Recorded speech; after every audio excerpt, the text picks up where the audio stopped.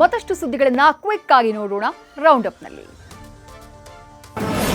HSRP number plate ಅಳವಡಿಕೆಗೆ 3 ತಿಂಗಳು ಗಡುವು ವಿಸ್ತರಿಸಲಾಗಿದೆ. ಮೇ 31ರವರೆಗೆ HSRP ನಂಬರ್ ಅಳವಡಿಕೆಗೆ ಅವಕಾಶ ಮಾಡಿಕೊಡಲಾಗಿದ್ದು, ರಾಜ್ಯ ಸಾರಿಗೆ ಇಲಾಖೆ ಅಧೀನ ಕಾರ್ಯದರ್ಶಿ ಪುಷ್ಪಾ VS ಅಧಿಕೃತವಾಗಿ ಆದೇಶ ಹೊರಡಿಸಿದ್ದಾರೆ. ಮೊನ್ನೆ ಸದನದಲ್ಲಿ ಗಡುವು ವಿಸ್ತರಣೆ ಬಗ್ಗೆ ಸಾರಿಗೆ ಸಚಿವ ರಾಮಲಿಂಗಾರೆಡ್ಡಿ ಮಾಹಿತಿ ನೀಡಿದ್ರು.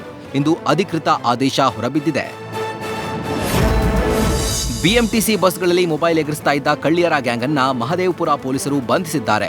5 ಮಹಿಳೆಯರನ್ನ ಅರೆಸ್ಟ್ ಮಾಡಲಾಗಿದ್ದು, 30 ಲಕ್ಷ ಬೆಲೆ ಬಾಳುವ 120 ವಿವಿಧ ಕಂಪನಿಯ ಮೊಬೈಲ್ ವಶಕ್ಕೆ ಪಡೆಯಲಾಗಿದೆ.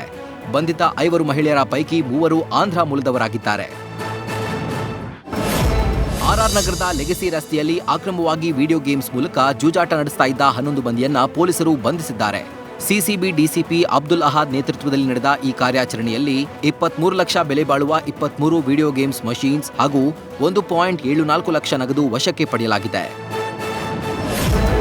ದೇಹದೊಳಗೆ ಕೊಕೇನ್ ಮರೆಮಾಚಿ ಸಾಗಾಟ ಮಾಡ್ತಿದ್ದ ಆರೋಪಿಯನ್ನ ಅರೆಸ್ಟ್ ಮಾಡಲಾಗಿದೆ. ದುಬೈನಿಂದ ಬೆಂಗಳೂರಿಗೆ ವಿಮಾನದಲ್ಲಿ ಬಂದು ಪ್ರಯಾಣಿಕ ತಪಾಸಣೆ ವೇಳೆ ಸಿಕ್ಕಿಬಿದ್ದಿದ್ದಾನೆ. ಮೆಡಿಕಲ್ ಸ್ಕ್ಯಾನಿಂಗ್ ವೇಳೆ 2 ಕೋಟಿ ಮೌಲ್ಯದ 920 ಗ್ರಾಂ ನಾರ್ಕೋಟಿಕ್ ಕ್ಯಾಪ್ಸ್ಯೂಲ್ ಈತನ ದೇಹದಲ್ಲಿ ಪತ್ತೆಯಾಗಿದೆ. ನ್ಯೂಸ್ ಫಸ್ಟ್ ನಿರ್ಭೀತಿಯಿಂದ ನಿಮ್ಮ ಪರವಾಗಿ.